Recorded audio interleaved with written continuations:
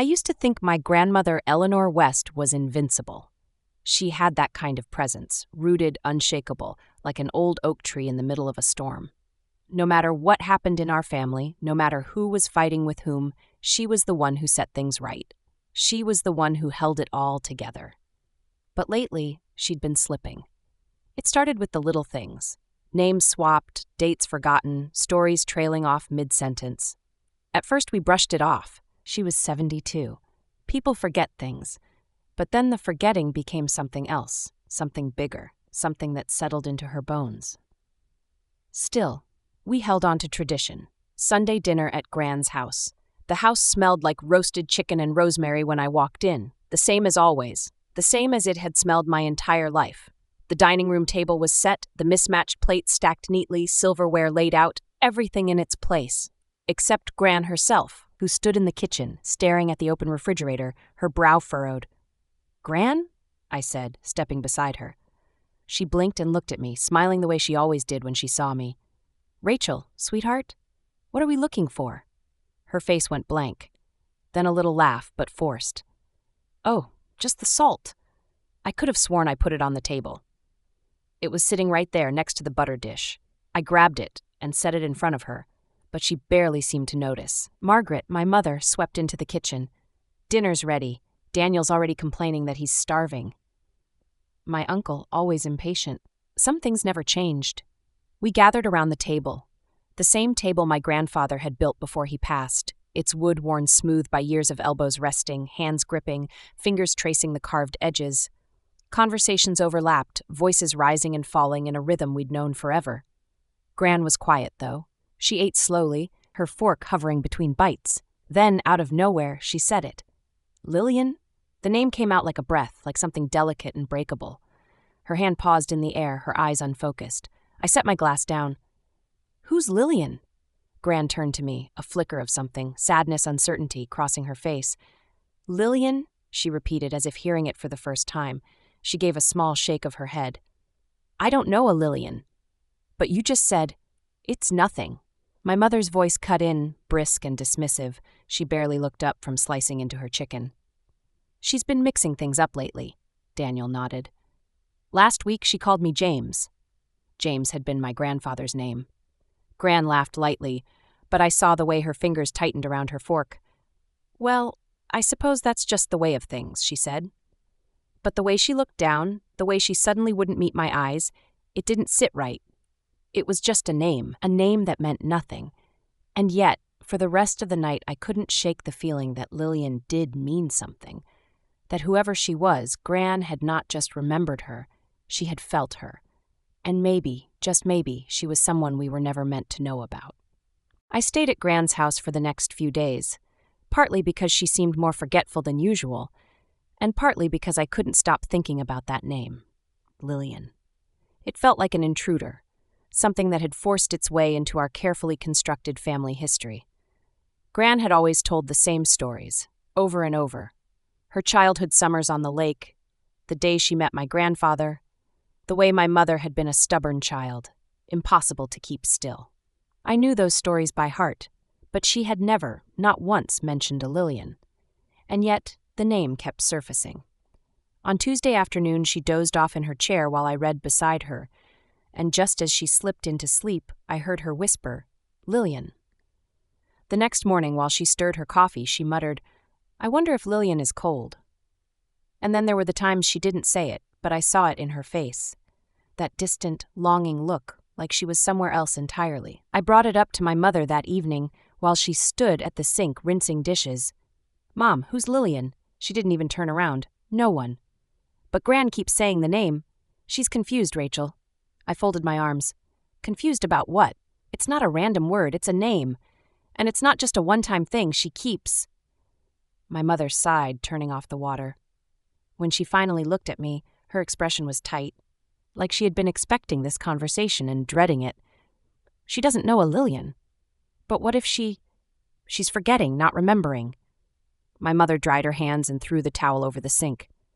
Her mind is mixing things up, pulling names from books she's read, movies she's seen, people from her past that didn't matter. But what if this person did matter? My mother's jaw clenched. just slightly.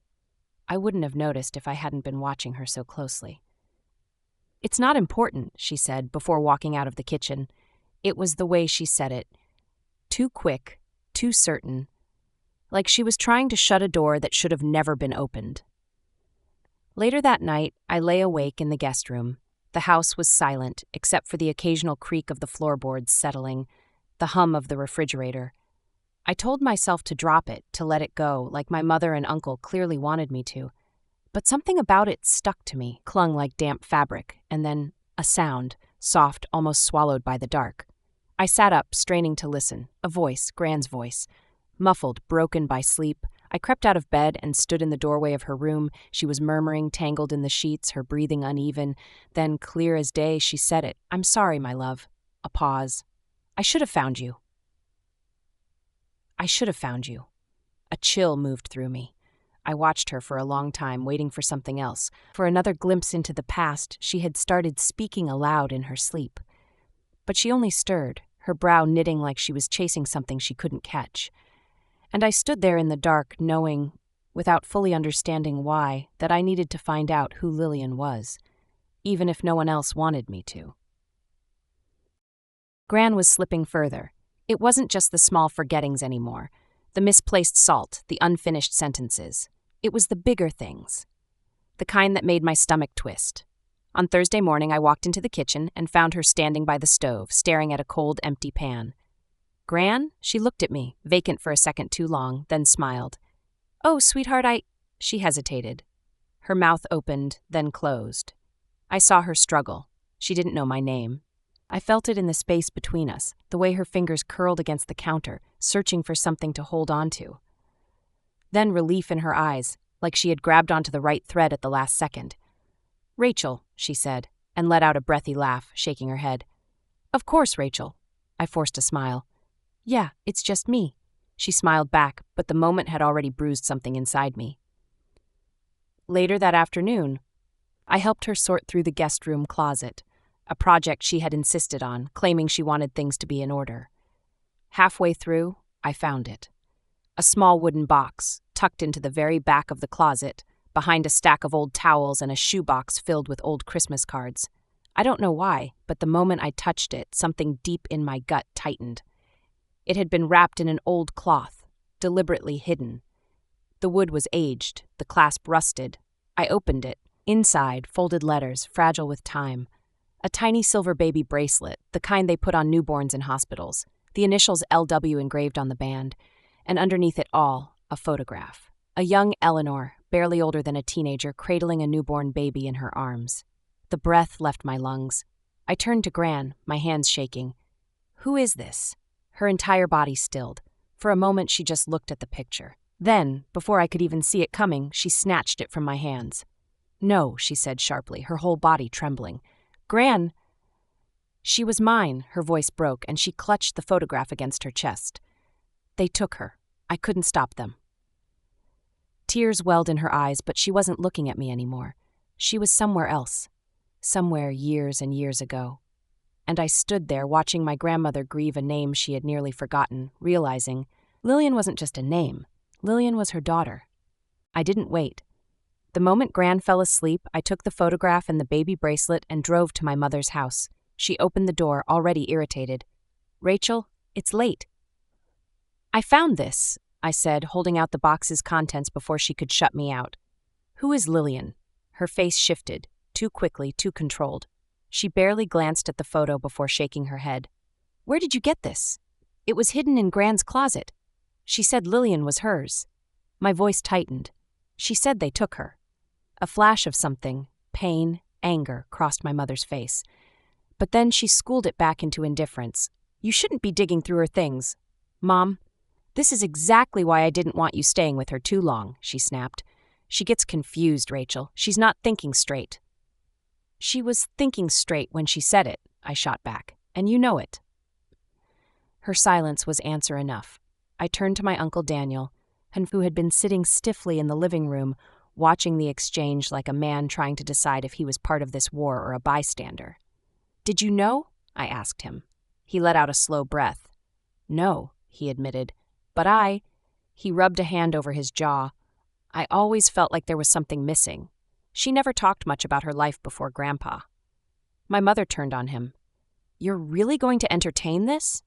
"She had a daughter," I said. "A daughter we never knew about." My mother's expression hardened. "And what do you want to do about it, Rachel? Go on some wild goose chase, drag up pain for no reason? This was her choice, her past. You have no right to go poking around in it." "She didn't choose," I said, my voice shaking. "They took her." My mother turned away, arms crossed, jaw clenched. Daniel exhaled. "Maybe we should at least ask Gran. She won't even remember by tomorrow." I wasn't so sure. That night, I sat beside Gran as she dozed in her chair, waiting for her to come back. And then she did. Her eyes cleared just for a moment the way the sky does after a storm. I didn't waste time. "Lillian," I said softly. Her breath caught. I held up the photograph. "She was yours, wasn't she?" A tear slipped down her cheek. She nodded. "Tell me," I whispered. Her voice trembled, but she didn't hesitate. "I was 18. My parents," she swallowed, "they wouldn't let me keep her. I wasn't married. They said it would ruin me." I clenched my fists. "They sent me away," she continued, her voice cracking, "to a home for girls like me. She looked at the photograph. "I held her. Once. Just once. Gran," her hands shook. "They took her the next morning. They didn't even let me say goodbye." I felt something inside me break apart. "Did you ever try to find her?" Her gaze flickered. Fear, sorrow, guilt. "No," she whispered. "I wanted to, but I was afraid. Afraid of what I would find. Afraid she'd hate me." Tears slid down my face. "She wouldn't." Gran shook her head. "I should have found her." Her voice rose, desperate now. "I need to. I need to find her before I—" Her fingers pressed against her temple, her expression suddenly panicked. Like she could feel the forgetting creeping in. I grabbed her hands. "We'll find her," I promised. "I won't let you forget her." Her body sagged, relief mixing with sorrow. I didn't know how yet. But I knew this. I was going to find Lillian, even if I had to do it alone. I couldn't let it go. The name Lillian West was etched into my brain like an unfinished story, one that had been buried for decades, waiting for someone to turn the page. So I started searching. At first, it felt impossible.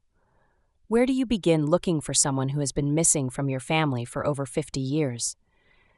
There was no paper trail, no mention of her in any of Gran's documents. It was like she had been erased before she even had a chance to exist. But I didn't stop. For days, I sat at my laptop, sifting through old newspaper archives, public records, and adoption registries. Some files were too old to be digital, locked away in physical archives. I called adoption agencies, trying to find records from the 1950s, hitting dead ends at every turn. And then I found her. It was in an old birth registry from 1951. The details matched. A baby girl born in Pennsylvania in a maternity home for unwed mothers, Lillian West. But that wasn't the name she had lived with. Her adoptive name was Lillian Cooper. I stared at the screen for a long time, my heart hammering. She was real. She wasn't just a whisper in Gran's dreams. She existed. She had a life. The relief was short-lived.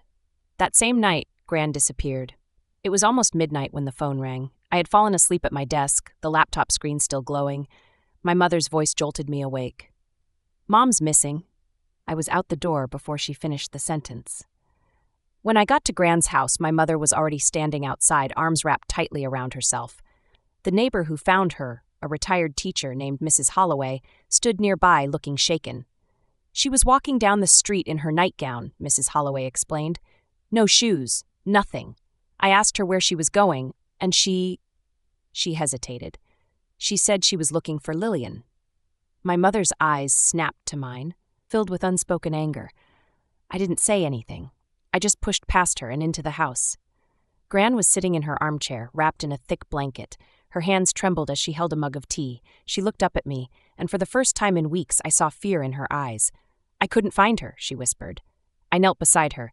"You don't have to, Gran," I said softly. "I found her," she gasped. For a moment, just a flicker, her old self returned. Her back straightened. Her hands stilled. "She's alive," she whispered. I nodded. Tears welled in her eyes. But then, just as quickly as it had come, the moment was gone. Her face fell, her expression crumbling. "I won't remember this tomorrow, will I?"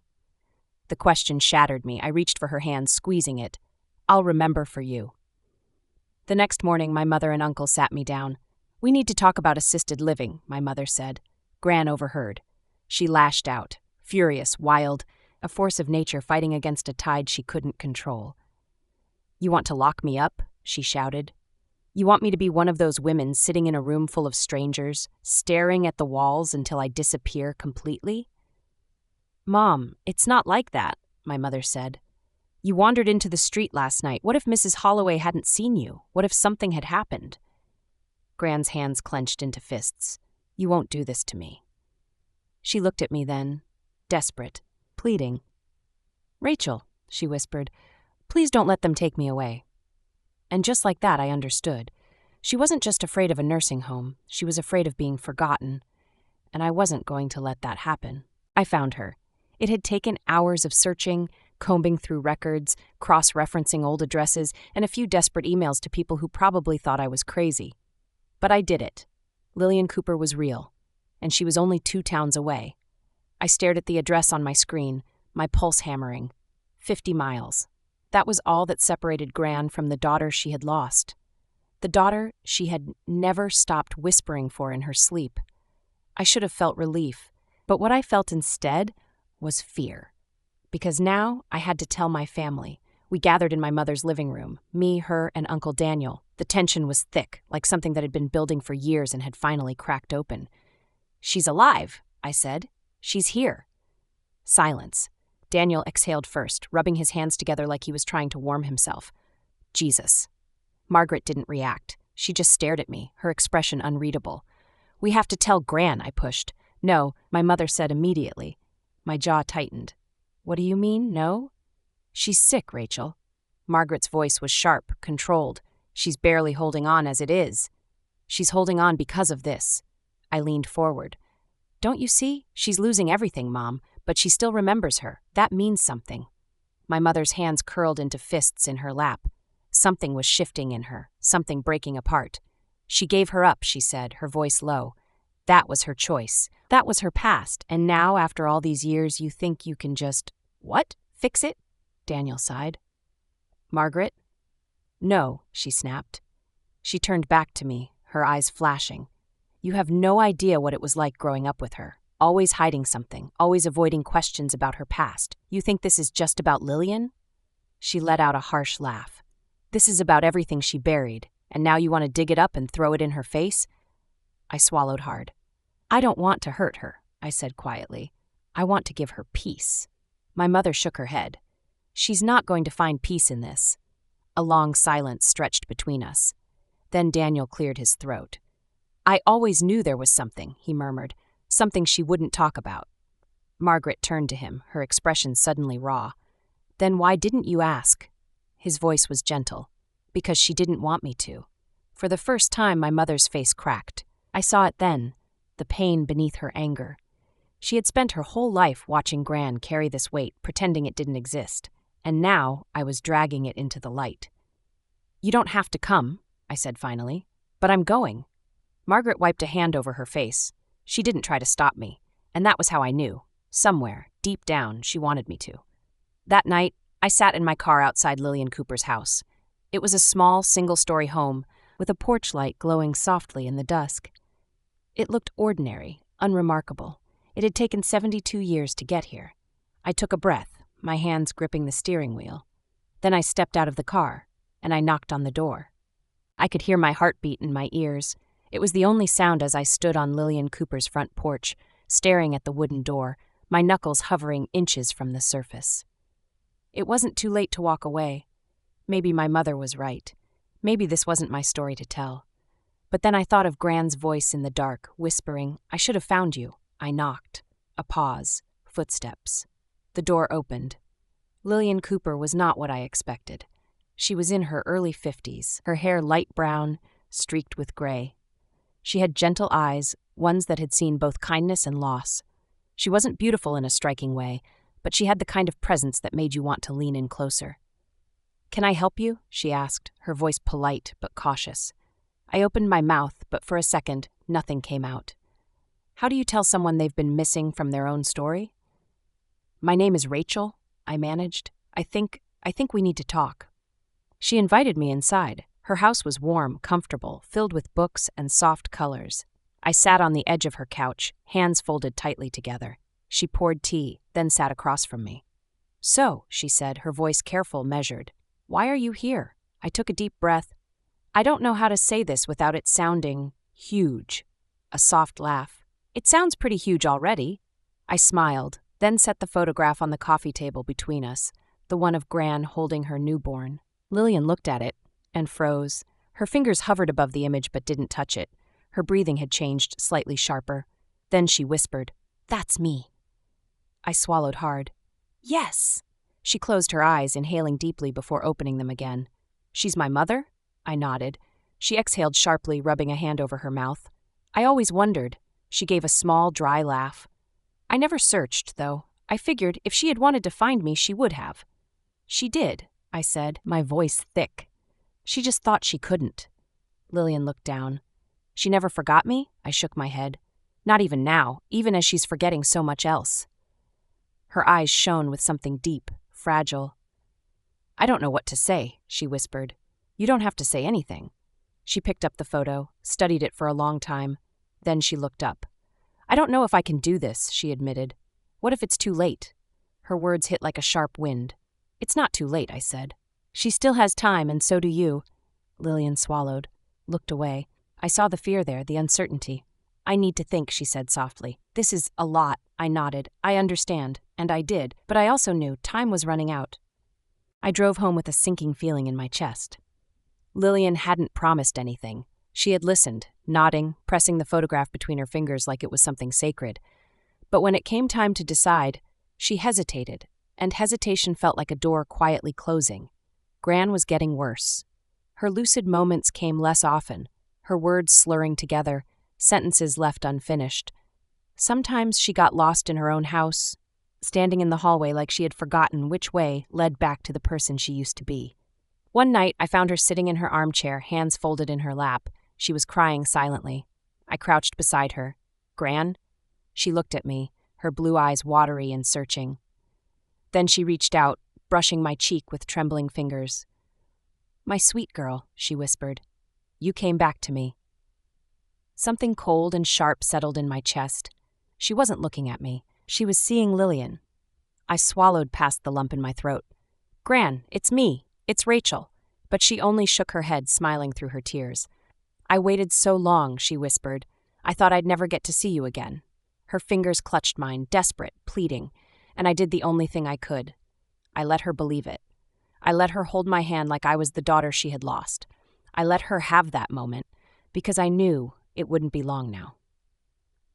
The next morning, I drove back to Lillian's house. I left a letter in her mailbox. The words were simple, raw. "She doesn't have much time. If you want to meet her, it has to be now." I didn't wait for a response, because I wasn't sure I'd get one. Chapter 9, A Mother's Final Memory. We gathered in the house for what we feared might be her last lucid day. Gran was slipping, drifting in and out of awareness like a boat losing its anchor. She spent most of the morning staring at nothing, lost somewhere inside herself. My mother sat beside her, silent. Daniel paced.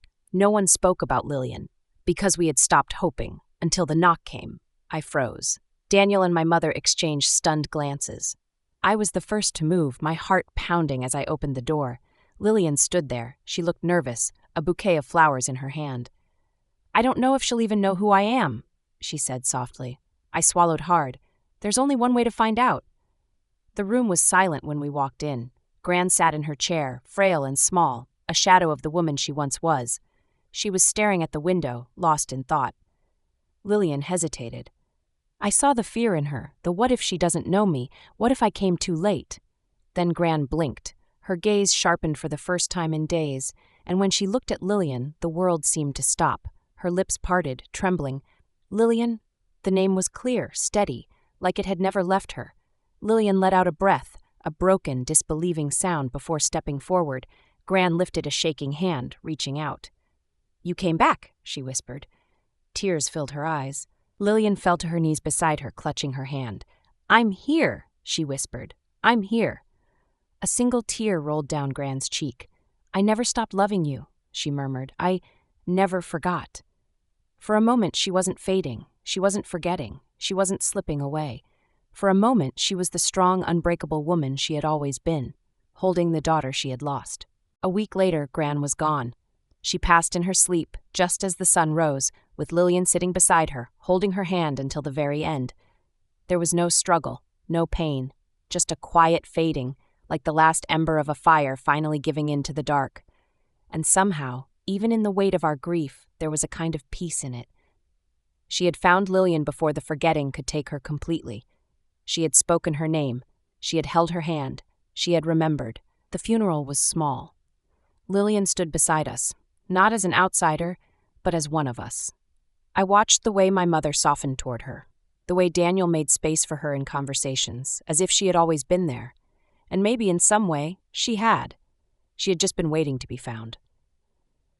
After everyone left, I stayed behind. The cemetery was quiet, the air heavy with winter's first chill. I reached into my coat pocket and pulled out Gran's baby bracelet, the tiny silver band, still engraved with LW. It had been the first thing that told me Lillian was real, and now it would be the last thing I left with Gran. I placed it gently beside the flowers, my fingers lingering for just a moment. "She never forgot you," I whispered. The wind stirred, soft, almost like an answer. I closed my eyes, exhaling a breath I hadn't realized I was holding. Gran was gone, but her love, her memory, her name, that would never fade.